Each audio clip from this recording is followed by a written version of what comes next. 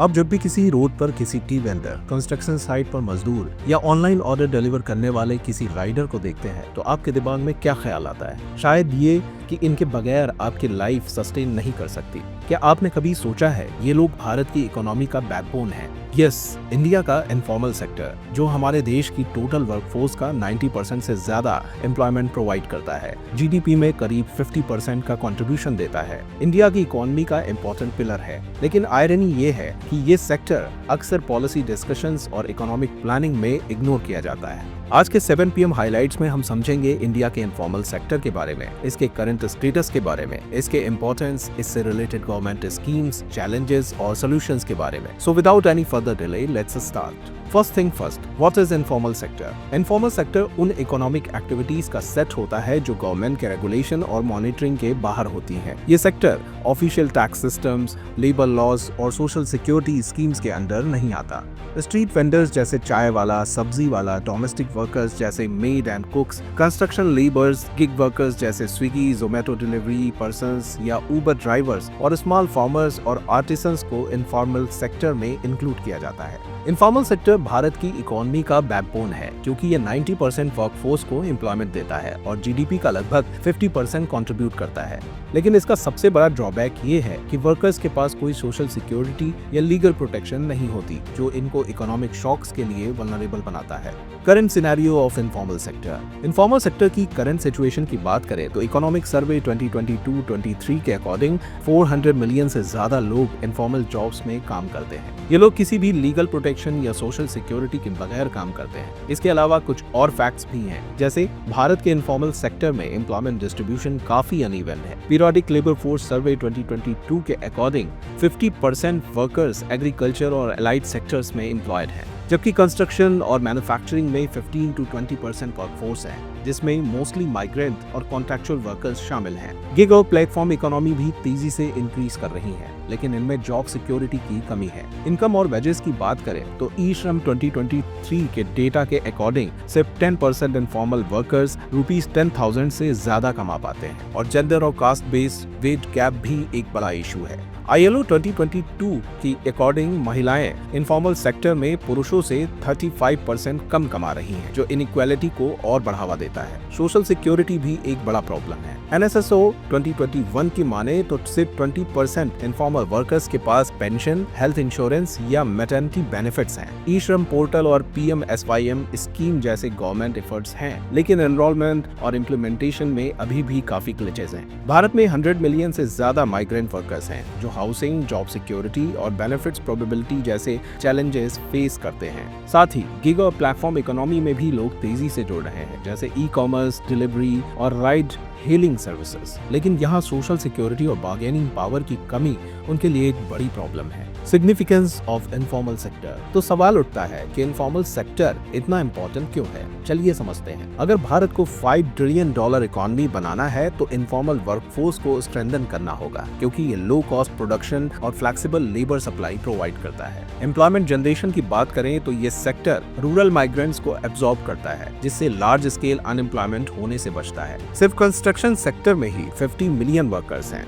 Urban growth और migration भी इस सेक्टर से डायरेक्टली लिंक्ड है, क्योंकि मुंबई, दिल्ली, बैंगलोर जैसे मेट्रो सिटीज माइग्रेंट वर्कर्स पर डिपेंड करती हैं। ये लोग शहरों का बैकबोन हैं। विमेन एम्पावरमेंट भी इनफॉर्मल सेक्टर का एक इम्पोर्टेंट एस्पेक्ट है। सेवा जैसे ऑर्गेनाइजेशन महिलाओं को एम्पावर कर रही हैं और हैंडलूम और हैंडीक्राफ्ट सेक्टर में 4.3 मिलियन वर्कर्स हैं, जिसमें ज्यादातर फीमेल शामिल हैं। Government schemes. सरकार ने इनफॉर्मल वर्कर्स के लिए कई इंपॉर्टेंट इनिशिएटिव्स लॉन्च किए हैं, जिससे उनकी जॉब सिक्योरिटी और सोशल वेलफेयर इंप्रूव हो सके। मनरेगा रूरल वर्कर्स को गारंटीड वेज एम्प्लॉयमेंट देता है, जबकि प्रधानमंत्री रोजगार प्रोत्साहन योजना एम्प्लॉयर्स को नए जॉब क्रिएट करने के लिए इंकरेज करता है। ई श्रम पोर्टल जो 2021 में लॉन्च किया गया था, अनऑर्गेनाइज्ड वर्कर्स का नेशनल डेटाबेस बनाने में मदद कर रहा है, जिससे उनको गवर्नमेंट बेनिफिट्स तक पहुंचने में मदद मिल सके। सोशल सिक्योरिटी स्कीम्स भी इम्प्लीमेंट की गई है, जैसे PM जीवन ज्योति योजना और PM सुरक्षा बीमा योजना, जो लाइफ और एक्सीडेंटल इंश्योरेंस कवर प्रोवाइड करती हैं। साथ ही PM गरीब कल्याण योजना NFSA बेनिफिशरीज को फ्री राशन सप्लाई करती हैं, जो इकोनॉमिक क्राइसिस या इमरजेंसीज के वक्त काफी मददगार साबित होती हैं। Challenges faced by informal sector। भले ही इनफॉर्मल सेक्टर भारत की इकोनॉमी का बैकबोन है, लेकिन ये अभी भी बहुत सारे चैलेंजेस फेस कर रहा है। ILO 2020 के अकॉर्डिंग 76% इनफॉर्मल वर्कर्स के पास EPF, ESI, पेंशन या पेड लीव जैसे सोशल सिक्योरिटी बेनिफिट्स नहीं है, जो इनको इकोनॉमिक इंस्टेबिलिटी और इनसिक्योरिटी में डालते हैं। लो वेजेस और एक्सप्लॉयटेशन भी एक बड़ी प्रॉब्लम है। काफी जगह मिनिमम वेज तक नहीं मिलता है और वर्किंग कंडीशंस भी बहुत खराब हैं। हेल्थ और सेफ्टी भी एक सीरियस कंसर्न है, क्योंकि हर साल 48,000 से ज्यादा वर्क प्लेस डेथ्स होती हैं, जिसमें सबसे ज्यादा केसेस कंस्ट्रक्शन और माइनिंग सेक्टर्स में आते हैं। लीगल प्रोटेक्शन भी काफी वीक है। लेबर लॉज इनफॉर्मल वर्कर्स को कवर नहीं करती और डोमेस्टिक वर्कर्स को तो मिनिमम वेजेस एक्ट भी प्रोटेक्ट नहीं करता है। सबसे बड़ा चैलेंज तब दिखाई दिया जब कोविड-19 के टाइम करोड़ों लोग बेरोजगार हो गए और कोई सेफ्टी नेट नहीं था जो उनकी मदद कर सके। तो सवाल ये है कि इनफॉर्मल सेक्टर के चैलेंजेस का सोल्यूशन क्या है? इसके लिए सोशल सिक्योरिटी एक्सपैंड करना बेहद जरूरी है। कोड ऑन सोशल सिक्योरिटी 2020 को सही से इम्प्लीमेंट करना होगा, ताकि ज्यादा से ज्यादा वर्कर्स को पेंशन, इंश्योरेंस और बेनिफिट्स मिल सके। साथ ही स्किल डेवलपमेंट और फॉर्मलाइजेशन को भी प्रमोट करना होगा। मुद्रा योजना जैसे इनिशिएटिव से वर्कर्स को फॉर्मल सेक्टर में शिफ्ट करने का मौका मिलेगा। लेबर लॉज में रिफॉर्म्स भी करने पड़ेंगे, जिससे मिनिमम वेजेस और वर्क प्लेस सेफ्टी हर वर्कर के लिए इन्फोर्स की जा सके। टेक्नोलॉजी भी एक बड़ा रोल प्ले कर सकती है। ई-श्रम पोर्टल के बेटर यूटिलाइजेशन और GIS बेस्ड वर्कर ट्रैकिंग से पॉलिसीज को और इफेक्टिव बनाया जा सकता है।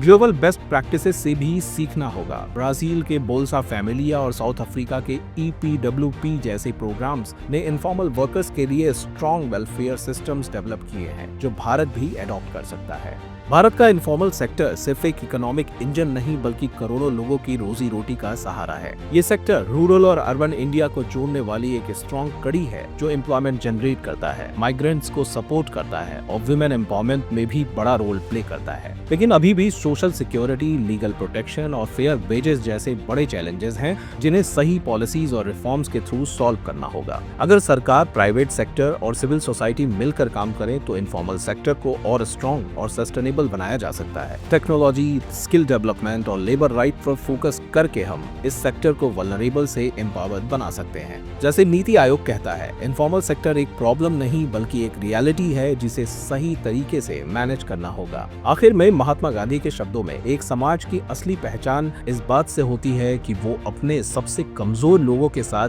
कैसे व्यवहार करता है। अगर भारत को एक इंक्लूसिव और इक्विटेबल इकोनॉमी बनाना है तो इनफॉर्मल वर्कर्स को सिर्फ एक नंबर नहीं बल्कि उनका हक देना होगा। आपको ये वीडियो कैसा लगा, हमें कमेंट बॉक्स में कमेंट करके जरूर बताएं। इस वीडियो को ज्यादा से ज्यादा शेयर और लाइक करें और ऐसे ही इंफॉर्मेटिव वीडियोस के लिए सब्सक्राइब करें फोरम IAS के YouTube चैनल को।